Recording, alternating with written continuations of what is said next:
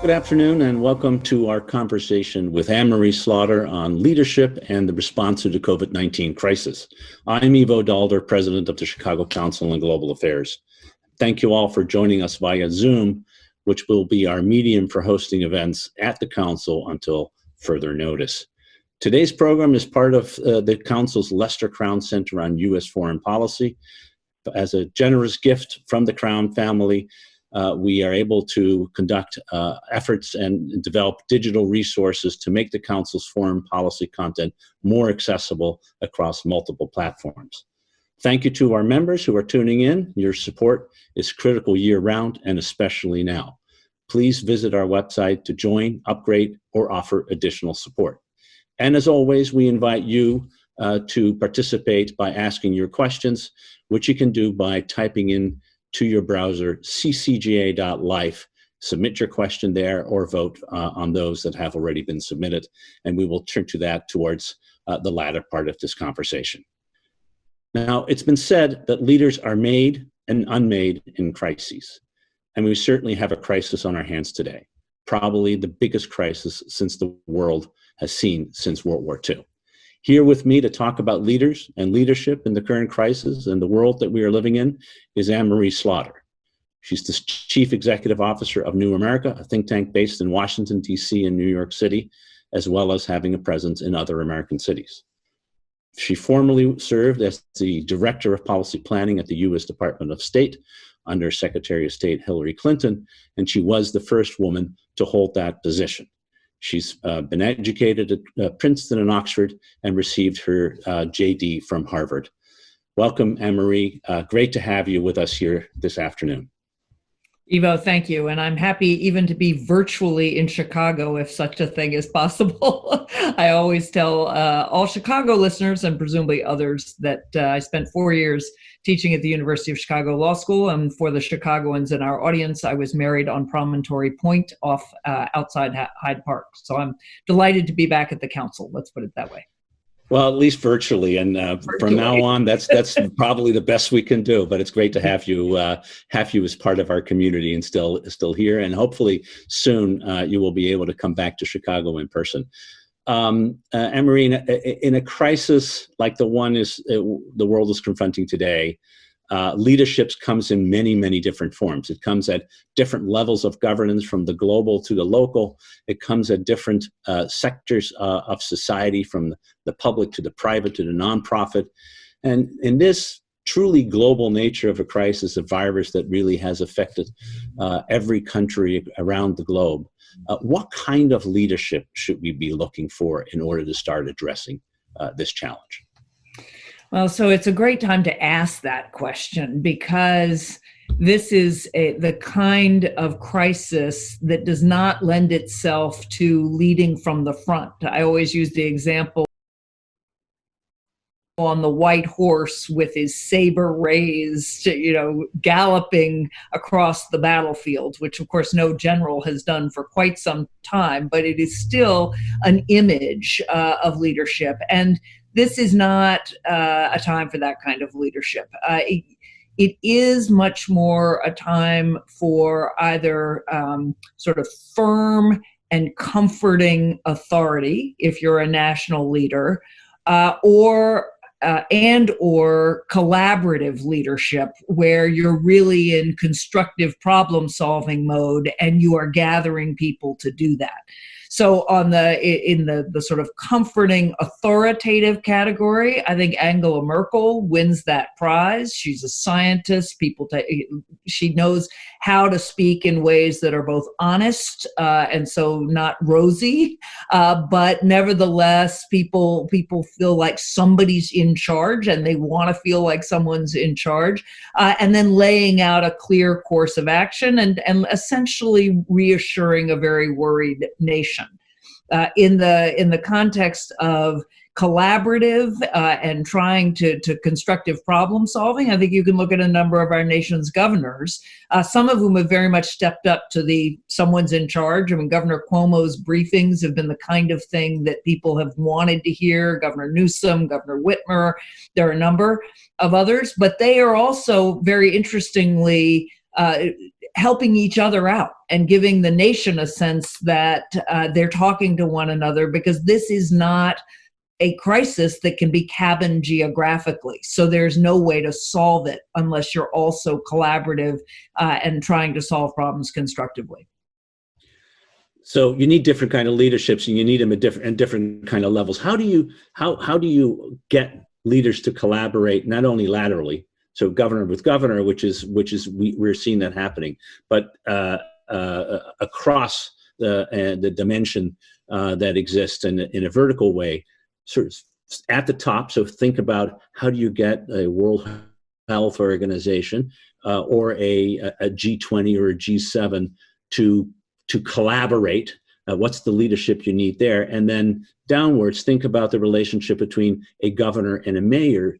Think about the relationship between a governor and mayor here in Chicago, where I think is very good.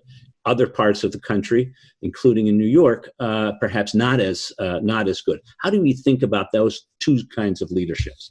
So let's start globally, and I would go back to 2008, when, of course, it was an economic crisis, not a health crisis. One of the things that is so terrifying about this crisis is that it's a health crisis and then an enormous economic crisis, and really a social crisis in the sense that we cannot even be with others all at the same time. But it was striking in 2008 that President Obama was a real force in the G20.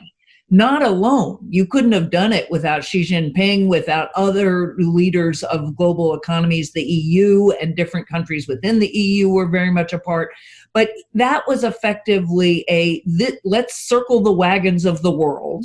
It was not the UN, because the UN Security Council was just not the right framework for that. The G20 was the best we had, and they worked really intensively. So instead, you could have had, a kind of G2, and there were all sorts of talk at the time about, who was really going to be the right people to do this. And Obama was, I think, a very effective leader then. He was certainly in charge. He was driving things, but he wasn't insisting on taking credit. He was very willing to make this a collective solution. And that's really, I think, the kind of leadership we should be seeing now. We are not. And of course, our own government is part of the problem. And I will say, I've been trying very, very hard not to fan the flames of division. I do not think this is a good moment to be taking potshots at our leaders as national sport, which some of us do. On the other hand, to have our president block global cooperation because he wants to point the finger at the Chinese is exactly the opposite of constructive problem solving. It's just, it may help politically, but it is disastrous for the actual problem. So, and you would want to be working with global institutions. The WHO has lots of flaws, but the world is better off with the World Health Organization than not. And then if you come to the national level, you ought to be seeing the virtues of our federal system in both directions. You ought to have strong central national government leadership, the CDC, Dr. Fauci, the institutions of our government, FEMA also, and the president leading in a way that says, here's a national framework for how we're going to respond. Here's a national strategy. Here's a pandemic testing board. We're going to command the economy as much as we need to get the tests we need. But then also, here's all the room for governors and mayors and, frankly, county health officials, because health is often at the county level, to do what you need to do. And particularly in a pandemic, trust is very important. And so people are not going to trust testers coming from Washington or necessarily maybe even from Springfield. They're going to trust much more local people. So the ideal is really working at all levels and having communication between them.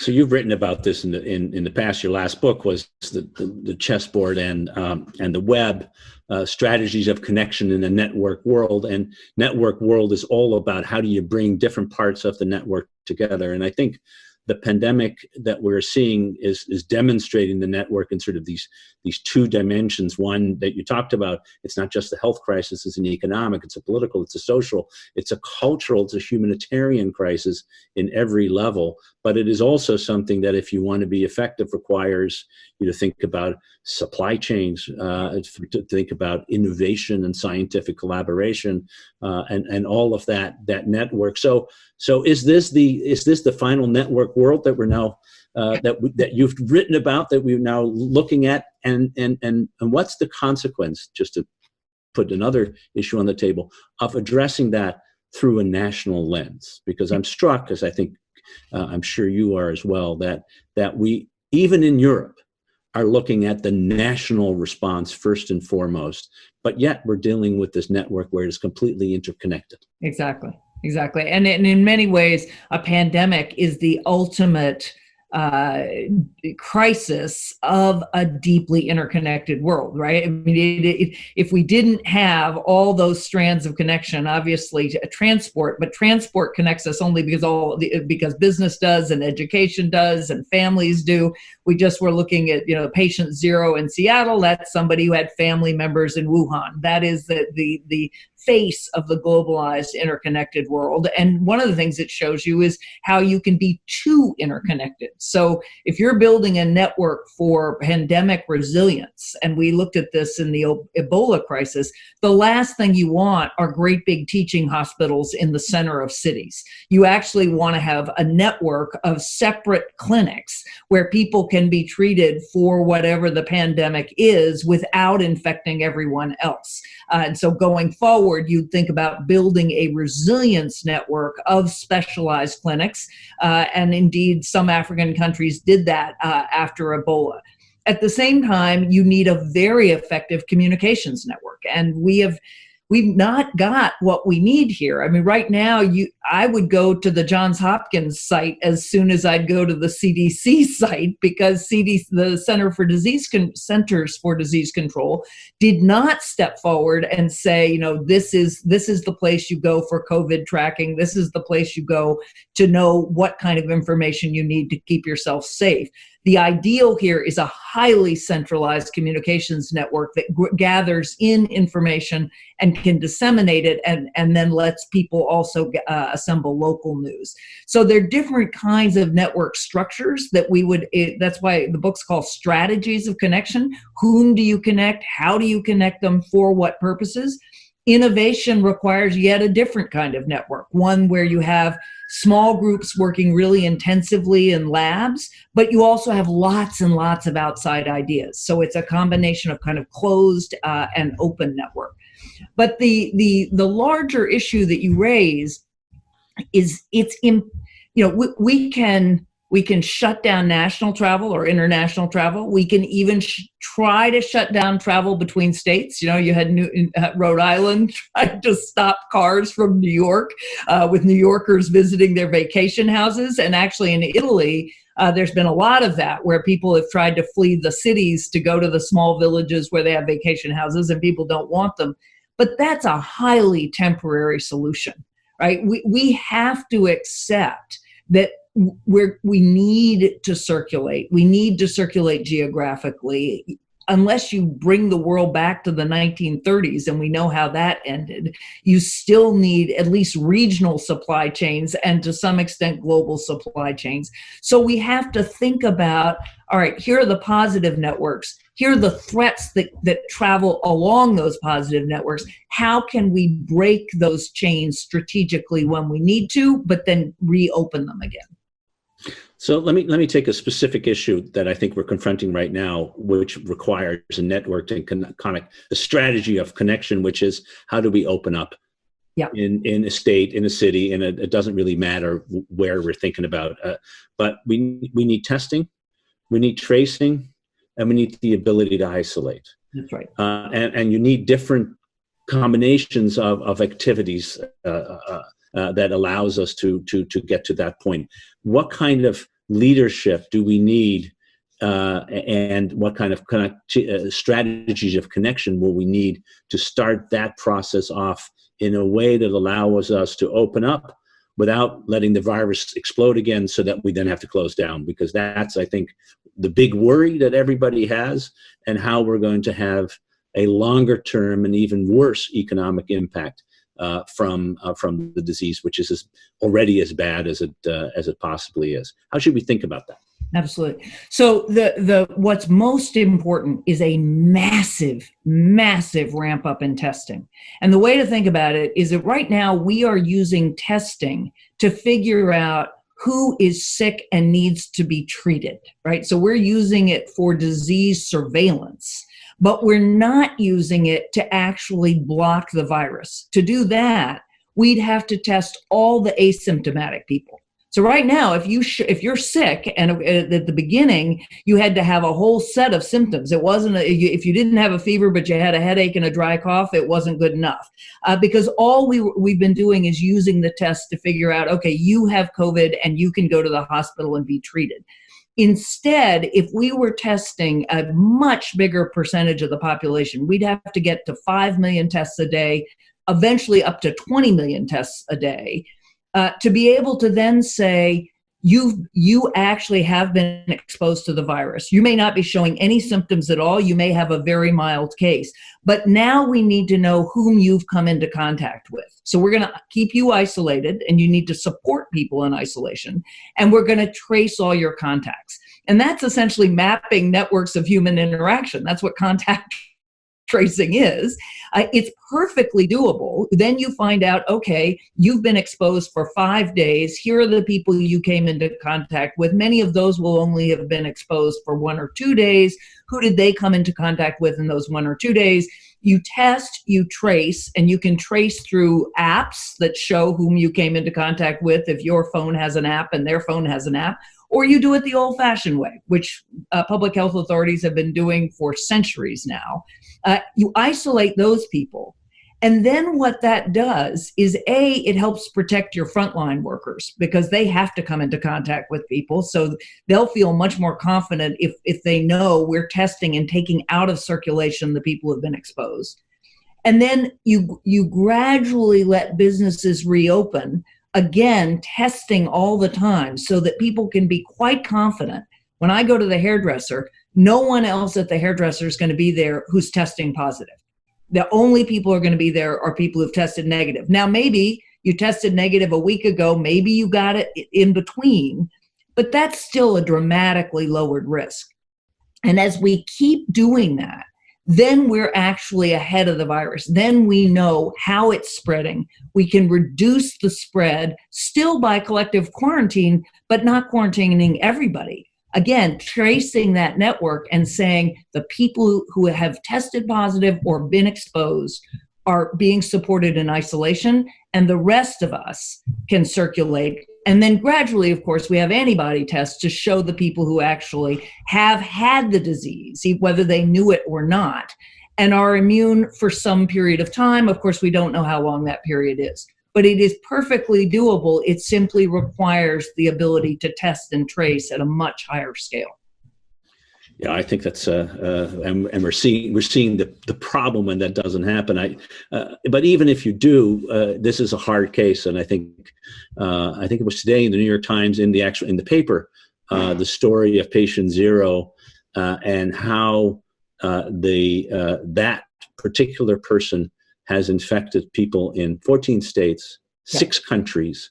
Not infected. It's the wrong way. The virus that infected this person, it was not a person. It was able to spread around the world in a remarkable way, and we are now through genetic testing are able to figure this out. And this problem of asymptomatic transmission, people who are not symptomatic and yet are able to spread the disease, makes the testing and the isolation and the quick tracing of contact so incredibly important. But it shows the complexity of the network.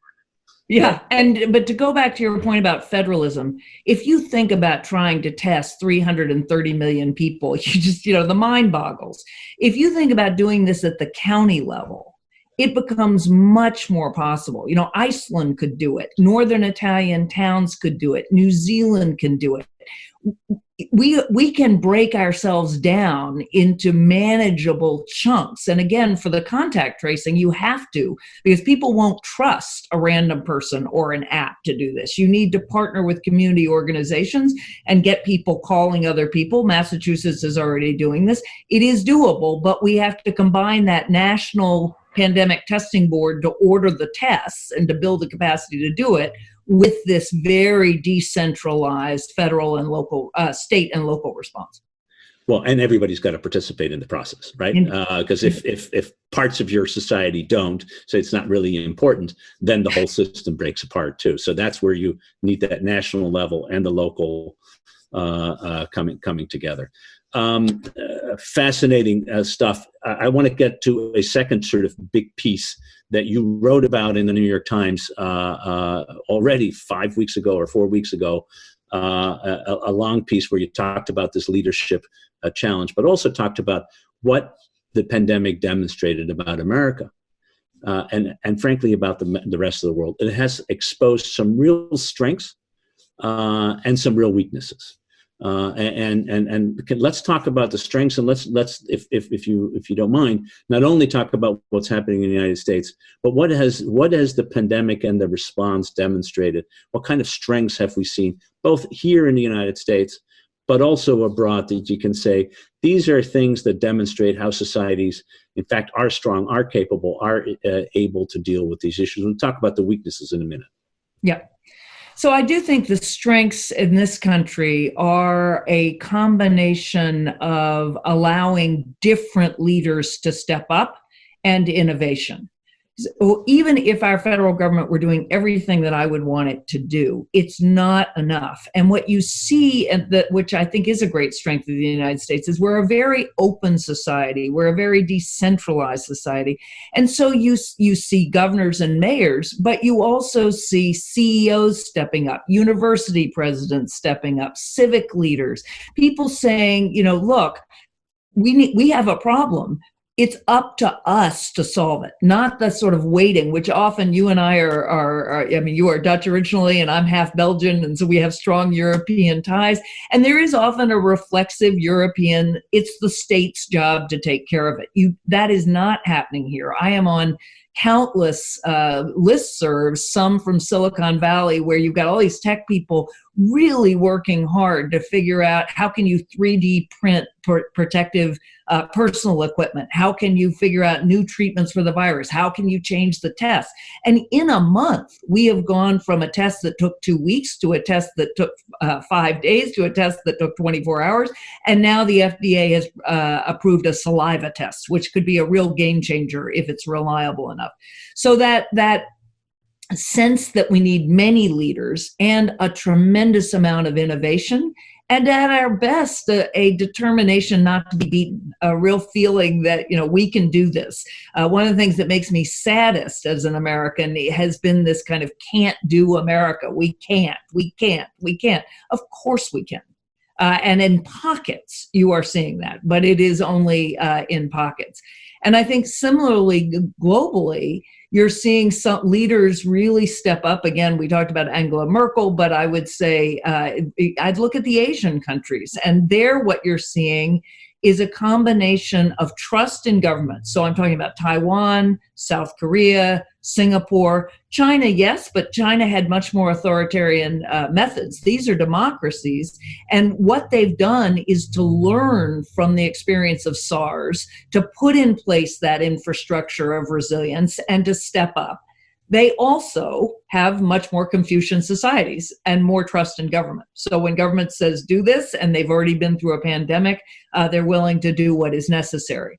And then you look at a country like New Zealand, where they have, Jacinda Ardern has had the Christchurch massacre. She has been just battered as a country, and yet they acted very fast and sort of conjured this solidarity. So you're seeing different cultures respond differently and individual leaders respond. What you are not seeing is a real global response where you have this sense that any of our international institutions kind of have this. And indeed, what I'm seeing more of is things like Bill Gates and the Gates Foundations thinking, what can we do? The various philanthropic centers. You are seeing universities and scientists step up in helpful ways, but it may be a little too open at the global level.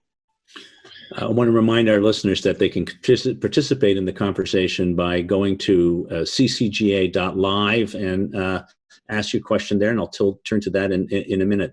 I think there's one other global response that actually has been very effective, and that's the central banks working together on learning the lesson from 2008 and finding ways to bring liquidity into the system so that at least we didn't have a liquidity crisis, at least not yet, and hopefully never. Another area in which national independent agencies were able to work together pretty effectively. Competence of governments, demonstrating a degree of competence that when you have trust really works. But of course, you mentioned all the things that have been exposed that are strong. We've also seen weaknesses. You already started alluding to the weakness of the global and multilateral system that hasn't been able to move as effectively and probably as necessarily as it needs as the crisis shifts, at least in this first wave, from the north to the south. Yeah. The need for us to respond to the situation in societies that are weaker, where the health infrastructure is not as strong, that of course are not as rich, is important. And domestically, we have seen some very serious weaknesses. Talk a little bit about those. Yeah.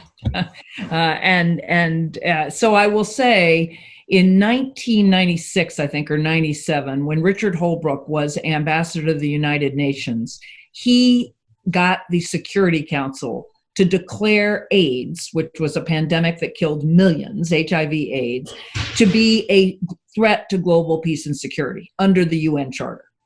And that helped activate the Security Council with a very strong, active United States, but also the other members of the Security Council. And of course, they're the permanent members, but they're the 10 additional members who represent countries, continents around the world. Just imagine if we'd had that right now, because if HIV/AIDS was a threat to global peace and security, this certainly is. And you don't just have to say health security. What this will do to weak states, as you point out, there are governments that will collapse. There are states without the infrastructure to care for people, so that you're going to have massive waves of migration, at which other states will then try to lock down. This is not for economic reasons, for health reasons. And that response has just been entirely missing. The United Nations maybe other countries are hearing about the United Nations, but we certainly are not. And it's not the failure of Antonio Guterres, it's the failure of governments.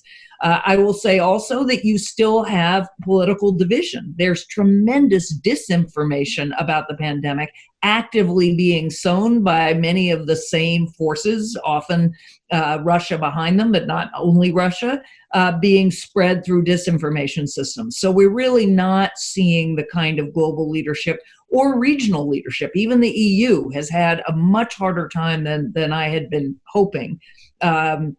In part without Britain, but still the EU is a very patchy response.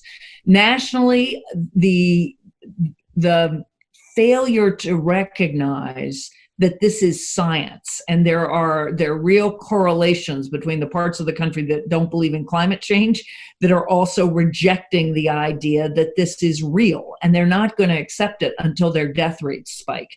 And that is a terrible thing. Right? We're going to have to see many people die who didn't have to die before governors and some parts of the country and mayors are going to say, nope, we've got to lock down. And that increases the danger that the rest of us are going to have these cycles, which again, we might be able to survive as a health matter, although many more people will die. But I do not think we can survive it economically or indeed, again, socially, the tremendous social stresses. So that's been a failing. And the biggest failing, as far as I'm concerned, is the failure to command the national economy. We've been good at injecting liquidity. We've been okay at printing money effectively. We have trillions and more in adding to the deficit and the debt. But what we really need to be doing is commandeering factories to say, this is what we need. This is no different than World War II, when we suddenly had to turn from making cars to tanks and armaments. We now need the armaments that you use in a pandemic, and that is drugs, medical equipment, and tests and tracers. And there we've really been lacking. So let me turn it to some of the questions that are being asked online. One that a lot of people want to hear about, and it's a hard one, but a really important one, which is how the pandemic will reshape America. How should we think about this? What is, and I think it's a follow-on sort of on the weaknesses that we see. What can we get out of this that will make this a different America? Yeah. How should we look at it? So if you take a 5 to 10 year perspective, I am quite confident that this crisis will trigger a much, much stronger safety net, in the same way that the Depression created the safety net that we now have. And indeed, if you go back in history, you can see major crises then helping build an ability to care for each other, because when you have a crisis like this, people suddenly realize that if we can't, just to give you one example, if we cannot offer paid sick leave to workers who are sick, it is not just about them and their families. They will infect the rest of us. That's the sort of most instrumental view. But similarly, if we don't have daycare for frontline workers, what happens when we need them? We need them to take care of us. We need them to grow our food. We need them to do the things we can't live without. We've got to have a care infrastructure for them, or for the older people who are so vulnerable. But that was my son.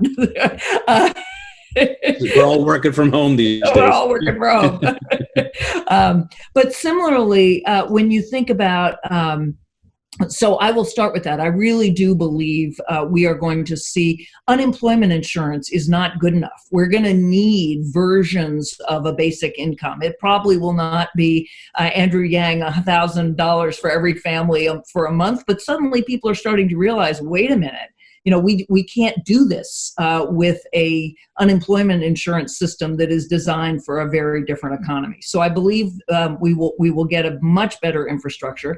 I believe this will make huge changes in terms of education. Now that we've moved to online education, certainly in higher ed, we will not go back completely to the way we were before. We already had countless universities in financial difficulties because their business model was not working. And we also need lifelong education in various ways. So that will change dramatically.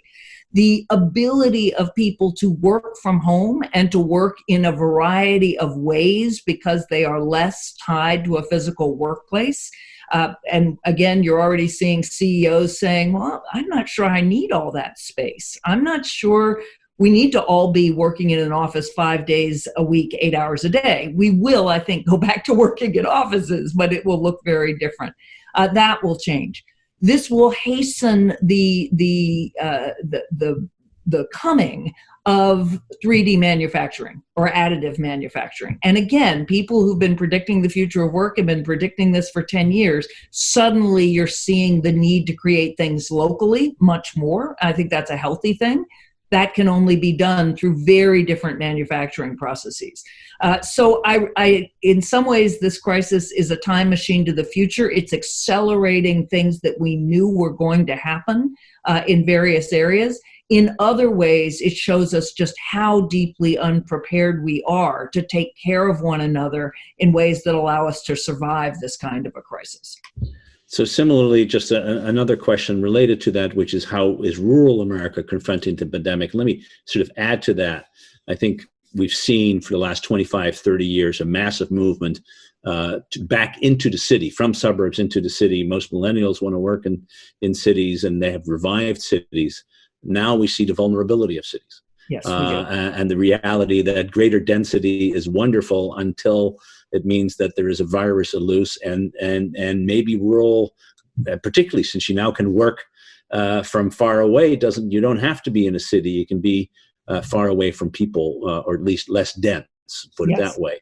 Is that how should we think about that challenge or that opportunity?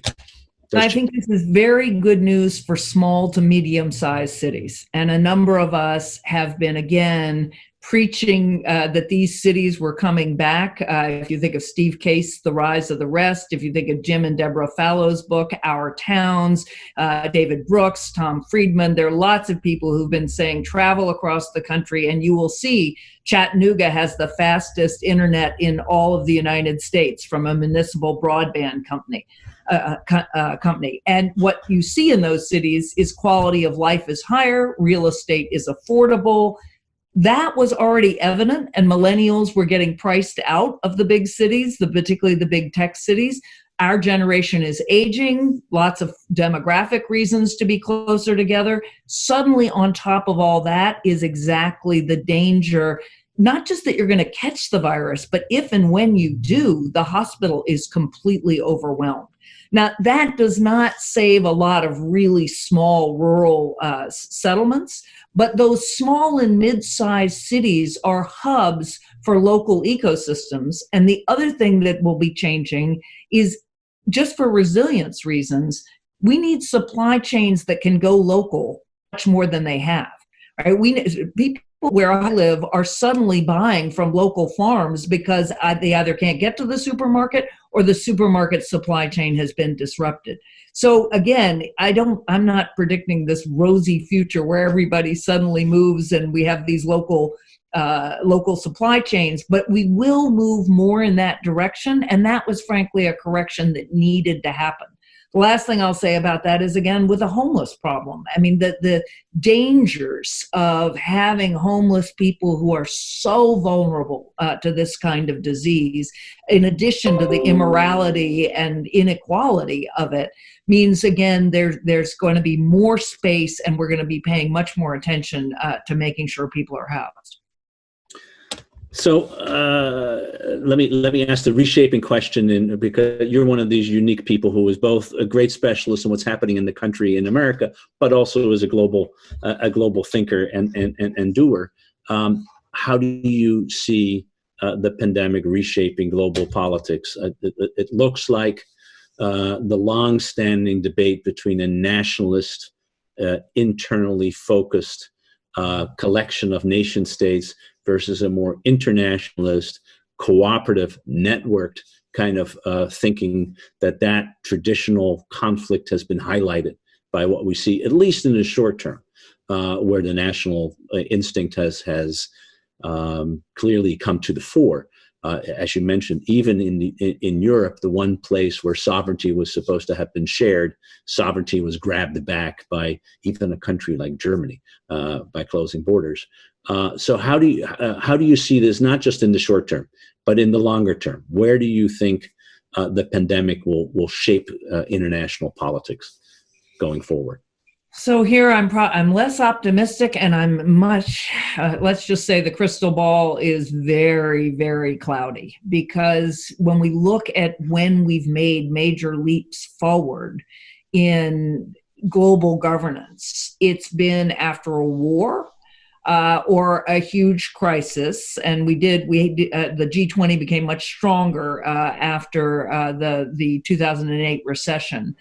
But when you look at what it takes to create new institutions, and again, thinking about after World War II, after World War I, where we got the League of Nations, and that's the United States, definitely, and sort of Woodrow Wilson imposing that on the French and the British, and the Russians are out of the game at that point. They've just had their revolution.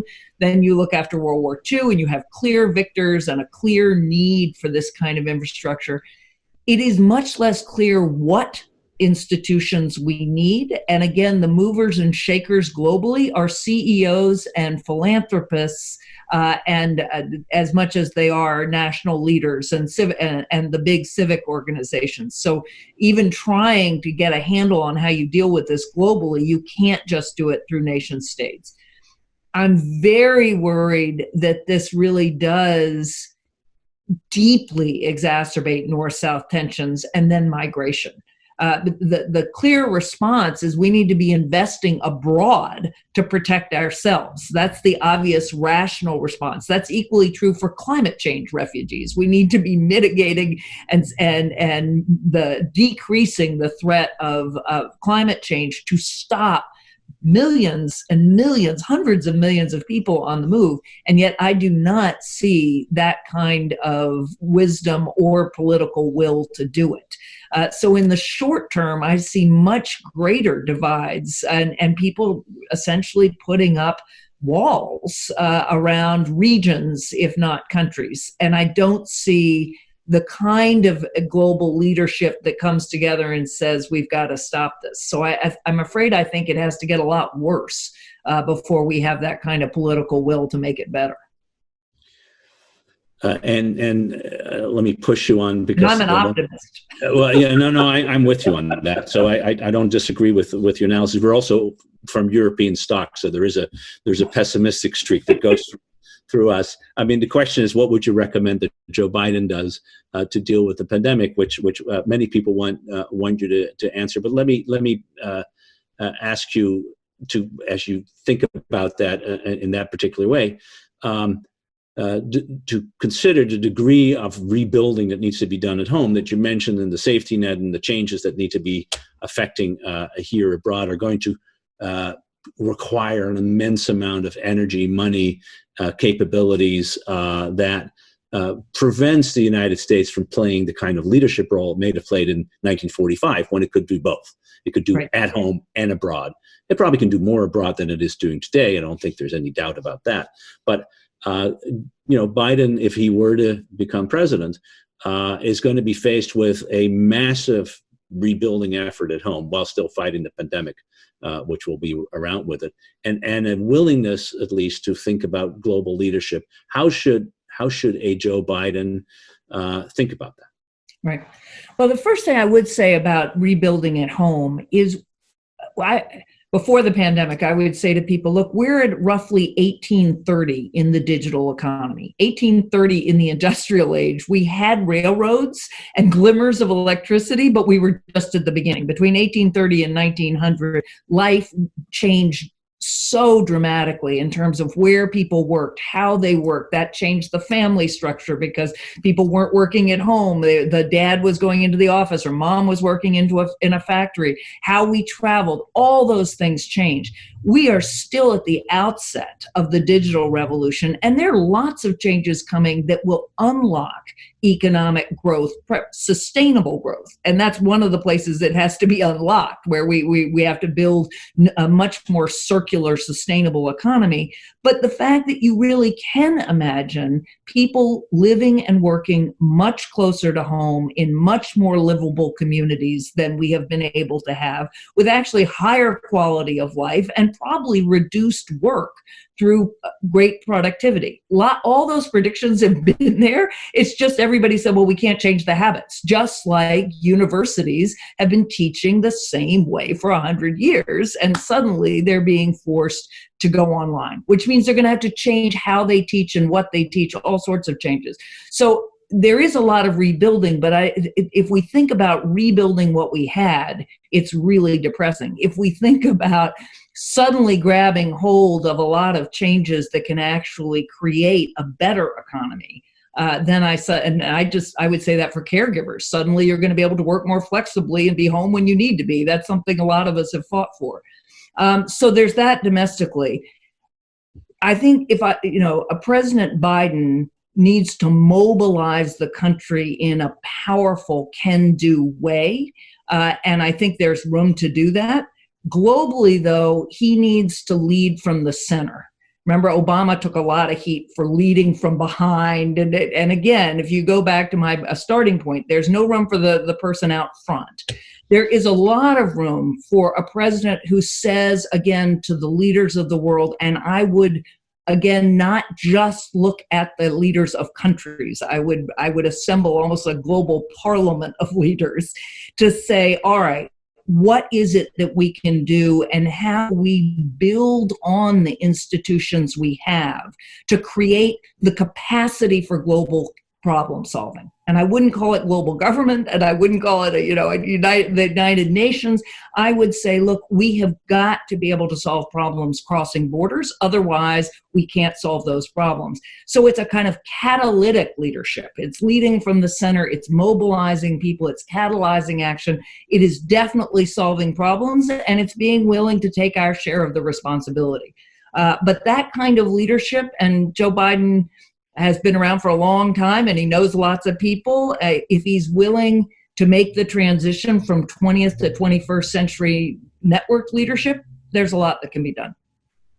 Anne-Marie Slaughter, thanks so much for joining us for this really fascinating discussion about leadership and how the world is being transformed in front of our eyes in a very quick and rapid way, with lots of hope as part of the conversation, even as I think you don't wear rose-colored glasses and we're realistic about what's happening. It's really great to have you. Thanks so much. Next time we'll do it in Chicago, hopefully in person. But for now, thanks all for joining us. We'll have a live version of this on our YouTube channel. And with that, all be well, stay safe, and be healthy. Thank you. Thank you, Ivo. Such a pleasure.